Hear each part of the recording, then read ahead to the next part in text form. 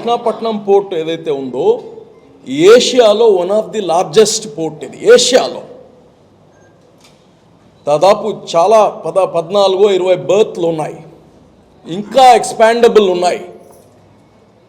దీన్ని container terminals మరియు break bulk కానీ రెండిటికి ఉపయోగించగలిగే సామర్థ్యత ఉండే పోర్ట్ ఇది. దీనికోసం వేల ఎకరాలు రైతులు తమ భూములను ఇచ్చారు. మనకు తెలుసు, రైతు దగ్గర నుంచి సెంటు భూమి తీసుకోవాలంటే ప్రాణాలు ఇస్తాడు కానీ భూమి ఇవ్వడు రైతు. కానీ ఈ రాష్ట్రానికి, రాష్ట్ర బిడ్డలకు ప్రయోజనం కలుగుతుందని వేల ఎకరాలు వీళ్ళు లాంటి రాజకీయ నాయకులందరూ ఆ రోజు కూర్చొని వాళ్ళని ఒప్పించి భూముల్ని ఇప్పించడం జరిగింది. ఈరోజు ఈ పరిశ్రమలన్నీ కానీ బ్రేక్ బల్కే వాడుకోరు. ఉదాహరణకి ఎక్స్పోర్ట్ ఓరియంటెడ్ యూనిట్స్ ఏదున్నా కంటైనర్లో పోతాయి, ఉత్పత్తి ఇక్కడ చేస్తారు. కృష్ణాపట్నం దగ్గరలో ఉందని చెప్పి ఈ చుట్టుపక్కల ఉండే ఇండస్ట్రీస్ అన్నీ, ఉదాహరణకి నాది కానీ ఒక రొయ్యల ఇండస్ట్రీ, నాకు ఇప్పుడు కృష్ణాపట్నం పోర్టుకు పోవాలంటే 20 నిమిషాలు, ఒక 20,000 రూపాయలతో అయిపోద్ది. లారీలో పోయి వస్తాయి కంటైనర్ వదలడానికి. ఇప్పుడు చెన్నైకి పోయి వస్తే 60,000, 75,000 అవుతుంది. అంటే ఉదాహరణ చెప్తున్నా. ఇప్పుడు నాలాంటి ఒక కంపెనీకి సంవత్సరానికి 3-4 కోట్లు నష్టమవుతుంది. ఇలాగా మన నెల్లూరులో ఉండే ఇండస్ట్రీస్ మాత్రమే తీసుకుంటే ఒక 100 కోట్లు నష్టం నెల్లూరులో. ఈరోజు ఈ ఇండస్ట్రీ ఎక్కడ పోతే ఏమయ్యా అనేది కాదు, మనం అనేక కిసాన్ ఎస్సీజెడ్స్ తెచ్చాం, వేల ఎకరాలు రైతుల దగ్గర నుంచి తీసుకొని ఏమని చెప్పాం, కృష్ణాపట్నం పోర్ట్ దగ్గర ఉంది, ఇక్కడ మీరు అందరు ఇండస్ట్రీస్ పెట్టండి, మీకు దగ్గర ఉంటుంది. ఎందుకు మన బిడ్డలకు ఉద్యోగాల కోసం ఇండస్ట్రీ ఇక్కడ ఎందుకు పెడుతున్నాం? మన బిడ్డలకు ఉద్యోగం. ఈరోజు మీ బిడ్డలు ఇంజనీర్లు చేస్తున్నారు, ఎంబీఏలు చేస్తున్నారు, డిగ్రీలు చేసి బయటకు వస్తున్నారు. ఉద్యోగం ఎవరిస్తారు? వాలంటీర్ ఉద్యోగాలు కాదు కదా. ఉద్యోగాలంటే మన బిడ్డలకు ఉండే సామర్థ్యానికి కలిగిన ఉద్యోగం ఇవ్వాలి. దానికి పెట్టుబడులు పెట్టి ఇండస్ట్రీ రావాలంటే ఇన్ఫ్రాస్ట్రక్చర్ ఉండాలి.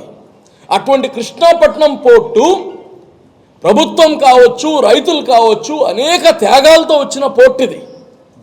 దీంట్లో నుంచి ఈ యొక్క కంటైనర్ టెర్మినల్ అక్కడికి తీసుకెళ్ళిపోతే ఇప్పుడు పోయే 10,000 ఉద్యోగాలు కాదు సమస్య, రాబోయే 1,00,000 ఉద్యోగాలు పోతాయి, ఇండస్ట్రీస్ రావు. కాబట్టి ఈరోజు మేము ఈ పోరాటం ఏదో రాజకీయ పోరాటం కాదు, ఎన్నో త్యాగాల వల్ల వచ్చిన పోర్ట్ ఇది. దీన్ని కాపాడుకోవాల్సిన బాధ్యత అన్ని రాజకీయ పార్టీలది ఉంది. అందులో భాగంగా ఈరోజు దీన్ని మొత్తం కానీ సోమిరెడ్డి గారు ముందరి నుంచి కానీ ఫాలోఅప్ చేస్తూ వచ్చారు దీని ఇష్యూ. మేము ముందుగా ఇదేదో రాజకీయం లేండి అనుకున్నాం, కానీ దీని లోపల పోతే భావి తరాలకి నష్టం ఉంది. ఇండస్ట్రీలు రావాలంటే ఈజీ కాదు. ప్రపంచం మొత్తం ఈరోజు ఆర్థిక సంక్షోభంలో ఉంది, ఉండేవి కాపాడుకోవడానికే కష్టంగా ఉంది. ఇప్పుడు ఉండే అన్నిని తరివేస్తే మన భావి తరాలకు నష్టం జరుగుతుంది. ఇది రాజకీయ అంశం కాదు, ఇది బిడ్డల భవిష్యత్తుకి సంబంధించింది. కాబట్టి ఈరోజు సిపిఐ వాళ్ళతో కలిసాము, ఇప్పుడు జనసేన వాళ్ళతో కలుస్తున్నాము, సిపిఎంని కలుస్తున్నాము, సాయంత్రం బీజేపీ వాళ్ళని కానీ కలిసి అన్ని పార్టీలు. అందుకోసమే చెప్తున్నా, ఇదేదో రాజకీయంకి అతీతంగా చేస్తుండే పోరాటం ఇది. కాబట్టి ప్రజలు కానీ దీన్ని దృష్టి పెట్టాలి. రేపు అవసరమైతే దీన్ని ఒక పెద్ద ఉద్యమం చేయాల్సిన అవసరం ఉంది. కాబట్టి అందరు కానీ ఈ ఉద్యమానికి అన్ని పార్టీలు, ప్రత్యేకంగా ఇప్పుడు జనసేన వాళ్ళు సంపూర్ణంగా మద్దతు ఇస్తామని కానీ చెప్పడం జరిగింది. చాలా సంతోషం, వాళ్ళకి ధన్యవాదాలు తెలియజేస్తున్నాం. మరి ఇంకోటి 28కు చంద్రబాబు నాయుడు గారు నెల్లూరు పర్యటన ఉంది, భారీ బహిరంగ సభ ఉంది. రా కదిలిరా అనే ఈ కార్యక్రమం రాష్ట్రం మొత్తం చేస్తున్నాం. ఒక అద్భుతమైన స్పందన ప్రజల్లో, ఒక హోప్ కనిపిస్తూ ఉంది ప్రజల్లో. అందుకు భాగంగా జన సైనికులందరినీ కానీ ఈ యొక్క కార్యక్రమంలో పాల్గొని ఈ యొక్క కార్యక్రమం, ఎందుకంటే మేము రా కదిల్రా అనేది ప్రజల కార్యక్రమం, ఇది పార్టీ అంతర్గత మీటింగ్ కాదు, ప్రజలతో మమేకమై చేసే ఉద్యమం ఇది. కాబట్టి జన సైనికులందరినీ కానీ మేము ఈ కార్యక్రమానికి ఆహ్వానిస్తున్నాం.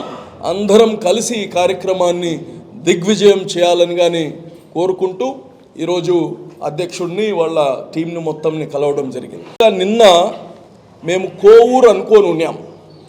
కోవూరు ఏంటంటే అక్కడ మేము పెట్టిన స్థలము ఎల్లాయిపాలెం అనే దగ్గర రోడ్డు, సింగిల్ రోడ్డు ఉంది కాబట్టి ఈ యొక్క కార్యక్రమాలని పర్యవేక్షించే వాళ్ళు ఇది కరెక్ట్ కాదు, మనకు వచ్చే ట్రాఫిక్ ఇదన్నీ ఇబ్బంది అవుద్ది, ప్రజలకి ఇబ్బంది అవుద్ది, వచ్చే వాళ్ళకి ఇబ్బంది అవుద్ది, కాబట్టి దాన్ని మార్చి ఈ నెల్లూరులో పెట్టడం జరిగింది. మన ఎస్విజిఎస్ కాలేజ్ ఏదైతే మన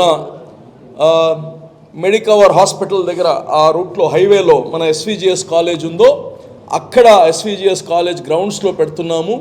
అందరూ తెలుగుదేశం పార్టీ అభిమానులు, ఈ రాష్ట్రం మేలు కోరుకునే వాళ్ళందరూ కానీ ఈ పార్టీలో రావాల్సిందిగా 28వ తారీఖు 10 గంటలకి జన సైనికులకి ప్రత్యేక ఆహ్వానం కానీ తెలియజేస్తూ సెలవు తీసుకుంటాం.